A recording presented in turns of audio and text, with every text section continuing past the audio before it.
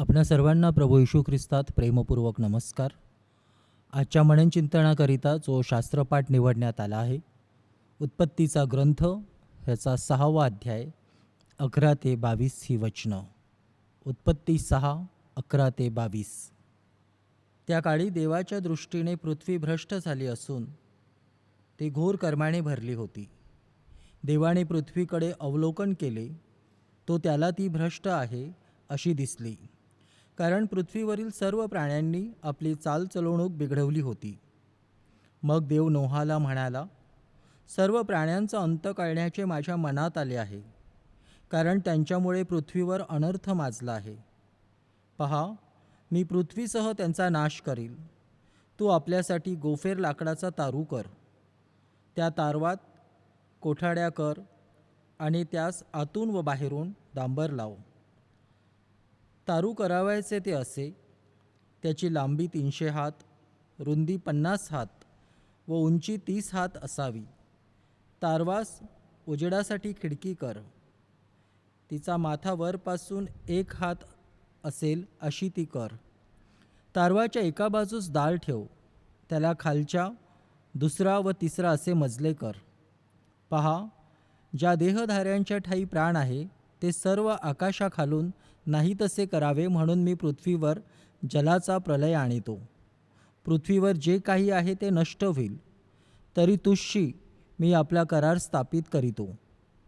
तू आपले पुत्र, आपली स्त्री व आपल्या सुना यास घेऊन तारवात जा. सर्व प्राण्यांच्या प्रत्येक जातीतून नर व मादी अशी 2-2 जिवंत राखण्यासाठी आपल्याबरोबर तारवात ने. पक्ष्यांच्या प्रत्येक जातीतून, पशूंच्या प्रत्येक जातीतून आणि भूमीवर रांगणाऱ्या प्राण्यांच्या प्रत्येक जातीतून 2-2 प्राणरक्षणार्थ तुझकडे येतील. खाण्यात येते ते सर्व प्रकारचे अन्न आपल्यापाशी आणून त्यास साठा कर, ते तुला व त्यांना खावयास मिळेल.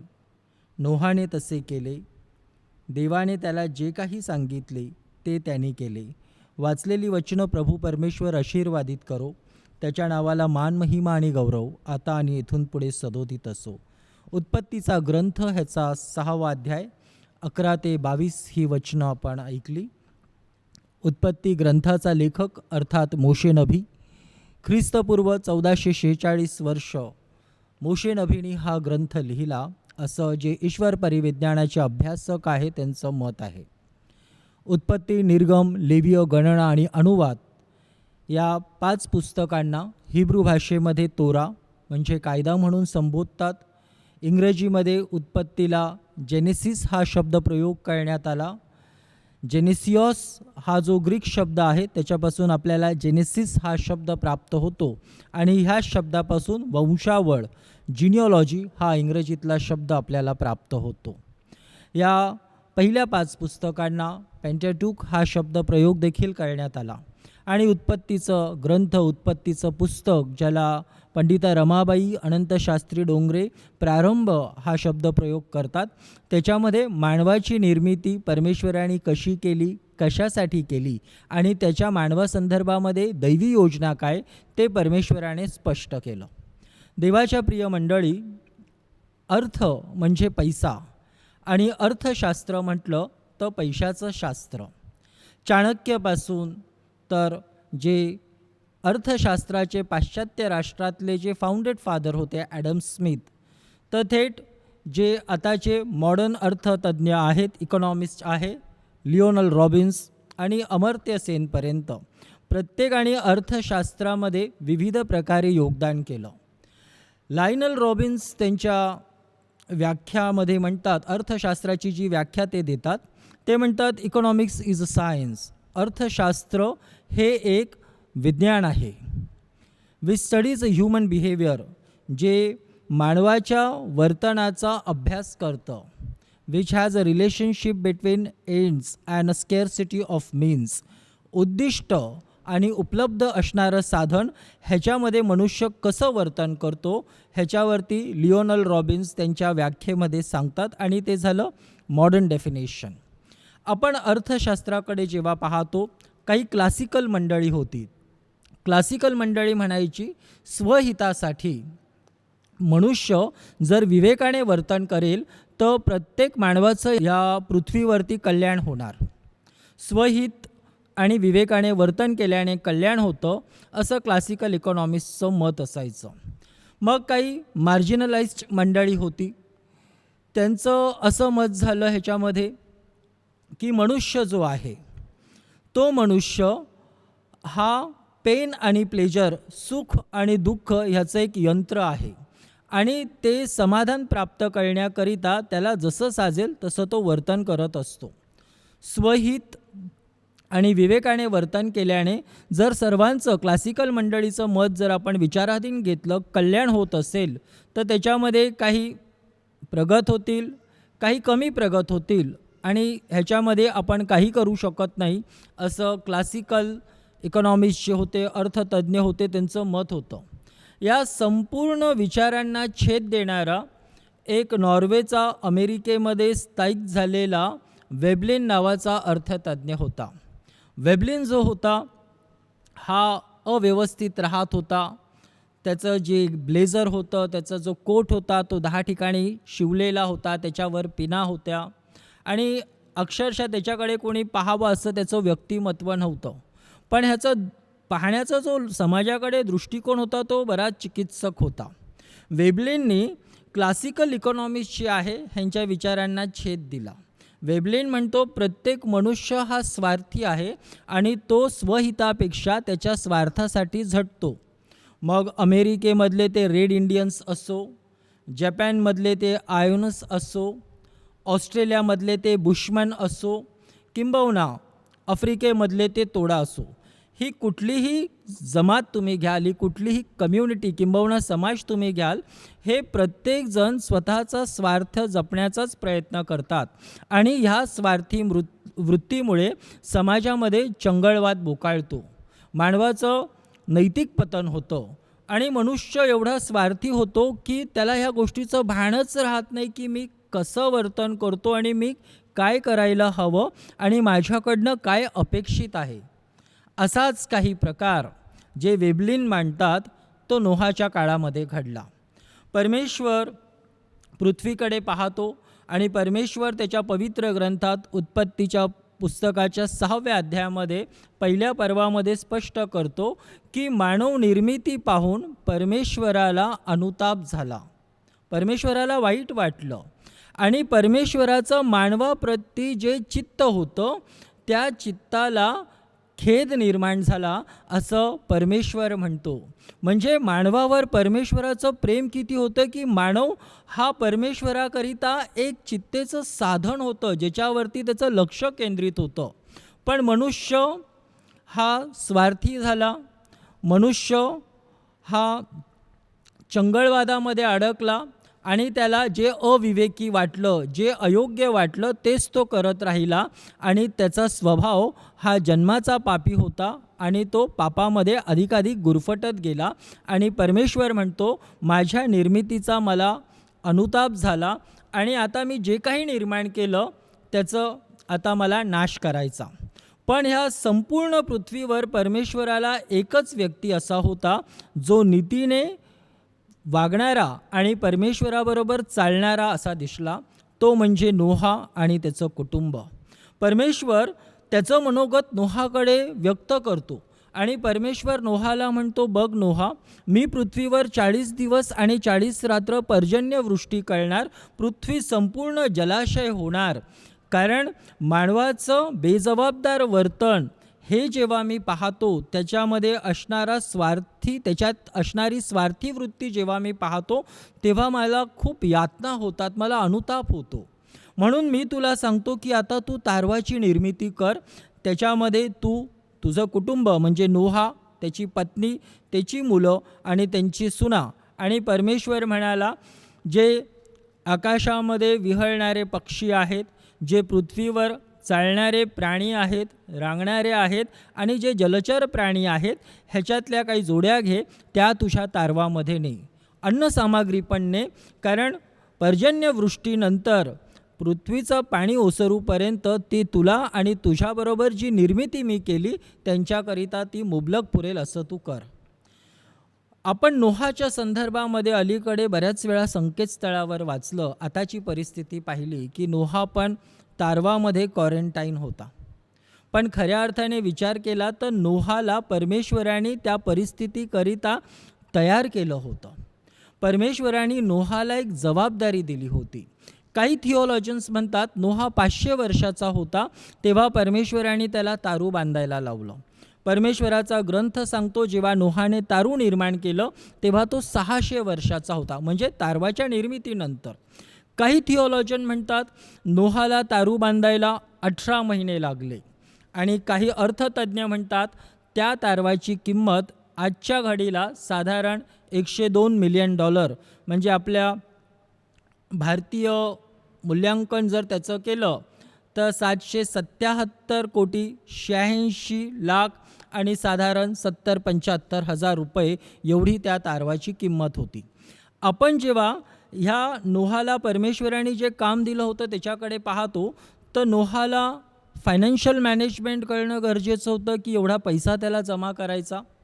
नोहाला जे मरीन इंजिनियर्स आहेत त्यांना एकत्र कळणं गरजेचं होतं, कारण तारू बांधायचं आहे आणि संपूर्ण पृथ्वी ही जर जलमय झाली तर त्याच्यावरती तो तारू तरंगायला हवा. नोहाला जे डिझास्टर मॅनेजमेंटचे एक्सपर्ट होते त्यांना एकत्र करायचं होतं. नोहाला जे फायनान्शियल मॅनेजमेंटची लोकं आहेत त्यांना एकत्र करायचं होतं. नोहाला संपूर्ण वर्कफोर्स एकत्र करायचा होता. जे बॉटनीचे अभ्यासक आहेत त्यांना देखील नोहाला आमंत्रित करायचं होतं, कारण त्या तारवामध्ये जे प्राणी असतील त्यांच्याकरिता काही झुओलॉजिस्ट आहेत त्यांच्याकडनं पण नोहाला काहीतरी मदत हवी असेल. अशा बऱ्याच गोष्टी आताचं शिक्षण क्षेत्र आणि त्याच्या विविध शाखा पाहिल्या तर आपल्याला कळतात. पण आपण जर संक्षिप्तामध्ये विचार केला, नोहा फक्त परमेश्वरावरती अवलंबून होता आणि हे सगळं करत असताना नोहाला खूप श्रम पडले. खूप लोकांना त्याला त्याचं कारण सांगावं लागलं. आणि नोहा जेव्हा तारू निर्माण करत होता तेव्हा त्याच्या शेजारी जी लोकं होती, त्याच्या समाजात जी लोकं होती, जी पृथ्वीवर लोकं होती, त्यांना तो हे सांगत होता की पृथ्वीवर जलप्रलय होणार आहे. 40 दिवस आणि 40 रात्र परमेश्वर पर्जन्यवृष्टी करणार. पण ह्या कोणीही नोहाच्या बोलण्याकडे लक्ष दिलं नाही आणि त्याला गांभीर्याने घेतलं नाही. कालांतराने परमेश्वराने नोहाचं तारूची निर्मिती झाल्यानंतर नोहासहित त्याचं संपूर्ण कुटुंब आणि जी काही परमेश्वराची निर्मिती होती त्यांच्यासहित परमेश्वराने नोहाला तारवामध्ये जायला लावलं आणि परमेश्वराने तारवाचं दार बंद केलं. नोहाने तारवाचं दार बंद नाही केलं तर परमेश्वराने दार बंद केलं, कारण मानवाने स्वतःचं अंतःकरण परमेश्वराकरिता घट्ट केलं. प्रभू येशू ख्रिस्त म्हणाले, ठोका म्हणजे तुमच्याकरिता उघडलं जाईल. आणि प्रभू येशू ख्रिस्त प्रकटीकरण 3:20 संत योहानाच्या माध्यमातून हे देखील म्हणतात की परमेश्वर, मी तुमच्या दाराशी उभा आहे आणि मी दार ठोकवतो. जो मजसाठी द्वार उघडेल त्याच्याबरोबर मी सहभागी पण घेईल. पण मानवाचं मन नोहाच्या काळापासून आजपर्यंत एवढं कठीण झालं की त्याच्या मनाच्या कर्मठपणामुळे तो एवढा स्वार्थी झाला की वेबलिनच्या विचारामध्ये आपण बसावं असंच आमचं वर्तन राहिलं. पण नोहा जो होता तो वेबलिनच्या विचारांना छेद देणारा मनुष्य होता. आपण प्रत्येकजण जेव्हा विचार करतो, नोहा हा निश्चित आपल्यासारखा नव्हता आणि आपण कधी दुर्दैवाने नोहासारखं होण्याचा प्रयत्न देखील करत नाही. ज्या दिवशी आपण नोहासारखं होण्याचा प्रयत्न करू त्या अर्थी खऱ्या अर्थाने आम्हाला परमेश्वराचा पवित्र ग्रंथ कळेल. कारण परमेश्वराकडे त्याची प्रजा म्हणाली होती, तुला प्रसन्न करण्याकरिता आम्ही काय करावं. परमेश्वर म्हणतो, तुमच्या चंद्रदर्शन आणि उपवासाचा मला वीट आला. ते म्हणतात, आम्ही आमचा प्रथम पुत्र द्यावा का, आम्ही दशसहस्त्र तेलाच्या नद्या तुला अर्पाव्या का. परमेश्वर म्हणतो, हे मला काही नको. भल्या माणसा, मी तुला सांगतो, आवडीने दया कर, नीतीने वाग आणि परमेश्वरा समागमे चाल. नोहा हेच तर करत होता. आपण जर ह्याच्यावरती चिंतन करत असतो, जेव्हा आपण ह्याच्यावर चिंतन करतो, जो परमेश्वर पृथ्वीवर पर्जन्यवृष्टी करतो आणि कालांतराने योना नबीच्या काळामध्ये जेव्हा तो कार्यरत असतो, निनवे शहराने पश्चाताप केल्यानंतर परमेश्वर त्यांना शासन करत नाही, परमेश्वर त्यांना शिक्षा करत नाही. जर नोहाच्या काळातल्या लोकांनी पश्चाताप केला असता तर निश्चित अर्थाने परमेश्वराने त्यांची देखील क्षमा केली असती, पण त्यांनी तसं काहीही केलं नाही. ते त्यांच्या जीवनामध्ये एवढे गाफील राहिले, ते एवढे स्वयंकेंद्रित राहिले की ते स्वतःचाच विचार करायला लागले. आणि दुर्दैवाने आज आपण तसंच करतो. पण आपण परमेश्वराकडे जेव्हा पाहतो, परमेश्वराच्या ग्रंथाकडे पाहतो, परमेश्वराला आमची सद्यस्थिती माहीत आहे. म्हणून परमेश्वर योग्य समयी आमच्याकरिता देहधारणा करतो. प्रभू येशू ख्रिस्ताच्या रूपामध्ये तो आमच्यामध्ये वस्ती करतो आणि प्रभू येशू ख्रिस्त आमचे सर्व व्याधी स्वतःवर घेऊन पातक आणि मृत्यूच्या बंधनामधून आम्हाला मुक्तता देत असताना आमच्याकरिता वधस्तंभ सहन करतात. त्यांच्या अनमोल रक्ताने आमच्या पातकांचं शालन करतात. ते ह्याच्याकरिता करतात की देव आणि मानव ह्यांच्यामधलं जे नातं विभक्त झालं होतं ते पुन्हा प्रभू येशू ख्रिस्ताच्या कृपेमध्ये, त्याच्या क्रूसीकरणामध्ये पुन्हा ते प्रस्थापित व्हावं. म्हणून ती दैवी योजना परमेश्वराने प्रभू येशू ख्रिस्ताच्या माध्यमातून आमच्या जीवनात पूर्ण केली. परमेश्वराने नोहाशी करार केला, पुन्हा मी पृथ्वीचा नाश करणार नाही, अशी पर्जन्यवृष्टी पुन्हा पृथ्वीवर होणार नाही आणि संपूर्ण पृथ्वी, समस्त पृथ्वी कधी जलमय होणार नाही. तर मी मानवामध्ये आणि माझ्यामध्ये खून ठेवतो आणि तुम्हाला तो धनुष्य दिसेल. आजही जेव्हा अधिक पर्जन्यवृष्टी होते आपल्याला धनुष्य दिसतो, आपण त्याला रेनबो म्हणतो. त्याच परमेश्वराने प्रभू येशू ख्रिस्ताच्या माध्यमातून, प्रभू येशू ख्रिस्ताच्या अनमोल रक्ताने आम्हा प्रत्येकाच्या उद्धाराकरिता एक नवीन करार केला. म्हणून परमेश्वर त्याच्या ग्रंथामध्ये म्हणतो, देवाने मानवावर एवढी प्रीती केली, देवाने जगावर एवढी प्रीती केली की त्यांनी त्याचा एकुलता एक पुत्र दिला, ह्यासाठी की जो कोणी त्याच्यावर विश्वास ठेवतो त्याचा नाश होऊ नये, तर त्याला अनंतकालीन जीवन प्राप्त व्हावं. देवाच्या प्रिय मंडळी, जेव्हा सद्यस्थितीवर आपण चिंतन करतो, आपण स्वतःकडे पाहतो, भविष्यामध्ये काय वाढून येईल ह्याचं ज्ञान आम्हाला नाही. अर्थतज्ञ म्हणतात आपल्या राष्ट्राचं जे GDP आहे ते 1% खाली आलं. लॉकडाऊन नंतरची परिस्थिती एवढी भयानक असेल की आम्हाला आर्थिक नियोजन करण्याकरिता बरेच आम्हाला विकल्प शोधावे लागतील, खूप कष्ट करावं लागेल. खूप लोकांचा तोपर्यंत रोजगार गेला असेल. मध्यंतरी RBIचे माजी गव्हर्नर म्हणाले होते 13,62,00,000 लोक त्यांचा रोजगार जाईल. याचा अर्थ भारतातले 40% लोक गरिबी रेषेखाली ढकलले जातील. त्याच्यानंतरची परिस्थिती अशी असेल की जे व्यावसायिक आहेत, व्यवसाय करण्याकरिता त्यांच्याकडे मुबलक भांडवल नसेल.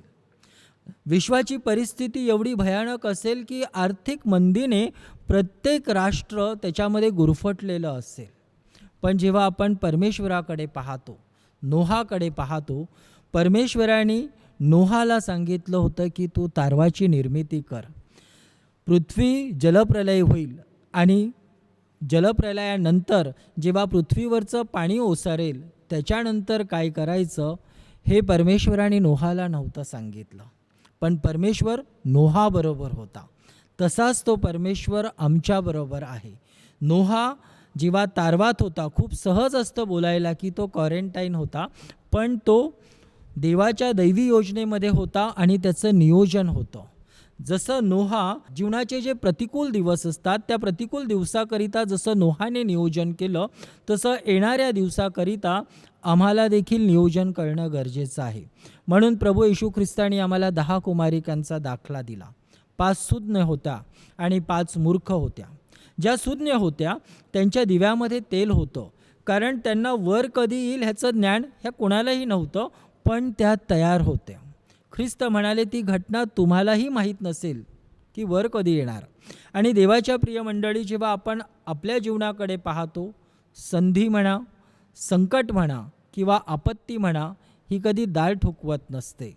आपण फक्त त्याला कसं सामोरे जातो, संधी असेल तर त्या संधीचा आपण कसा उपयोग करतो, संकट आणि आपत्ती असेल तर आपण स्वतःला कसं नियोजित करून त्याला सामोरे जातो, हा चिंतनाचा प्रश्न. त्या 5 कुमारिका त्या वर येण्याकरिता तयार होत्या. आलेली संधी त्यांनी गमावली नाही आणि त्या वराबरोबर गेल्या. नोहा जे पावसाचे दिवस होते, ज्याला इंग्लिशमध्ये आपण रेनी डेज म्हणतो, दुःखाचे दिवस होते, त्याच्याकरिता नोहा आणि त्याचे कुटुंबीय परमेश्वराच्या वचनाप्रमाणे ते व्यवस्थित नियोजन करतात. तेच नियोजन आज आपल्याला करायचं.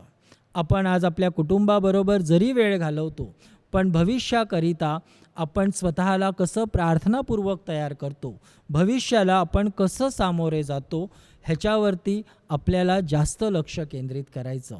आणि आपल्याला कुठेही घाबरायचं कारण नाही. कारण ख्रिस्त आम्हाला खूप छान म्हणाले, मी तुम्हाला भित्रेपणाचा नव्हे, तर मी तुम्हाला सामर्थ्याचा आत्मा दिला.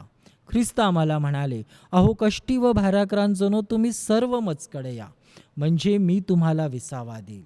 जो यहोवा परमेश्वर नोहाबरोबर होता, जो यहोवा परमेश्वर अब्राहमाबरोबर होता, जो यहोवा परमेश्वर इसाक आणि याकोबाबरोबर होता, जो यहोवा परमेश्वर मोशे आणि संदेष्ट्यांबरोबर होता, तोच यहोवा परमेश्वर प्रभू येशू ख्रिस्तामध्ये आम्हा प्रत्येकाबरोबर आहे. कारण तो आम्हाला म्हणाला, मी तुम्हाला कधी सोडणार नाही, किंबहुना टाकणार नाही, युगाच्या समाप्तीपर्यंत मी तुम्हाबरोबर राहील. मी विश्वाचा प्रकाश आहे. जो मला अनुसरतो तो कधीही अंधारात चालणार नाही, तर त्याच्या ठायी जीवनाचा प्रकाश राहील. परमेश्वर तुम्हा प्रत्येकाला आशीर्वादित करो. परमेश्वर तुम्हा प्रत्येकाला समृद्ध करो. तुम्हा प्रत्येकाच्या प्रार्थना परमेश्वर उत्तरित करत असताना या गोष्टीने आश्वस्त व्हा की सामर्थ्याचा आत्मा परमेश्वराने आम्हाला दिला. परमेश्वर जसा नोहाबरोबर होता तसाच तो परमेश्वर आम्हा प्रत्येकाबरोबर आहे आणि येणारे दिवस आम्हा प्रत्येकाकरिता आनंदाचे असतील, समृद्धीचे असतील, शांतीचे असतील, सामाजिक, व्यावसायिक, आत्मिक आणि कौटुंबिक उत्कर्षाचे असतील. परमेश्वर तुम्हा प्रत्येकाला आशीर्वाद देव. त्याची कृपा तुम्हा प्रत्येकावर राहो. आमेन.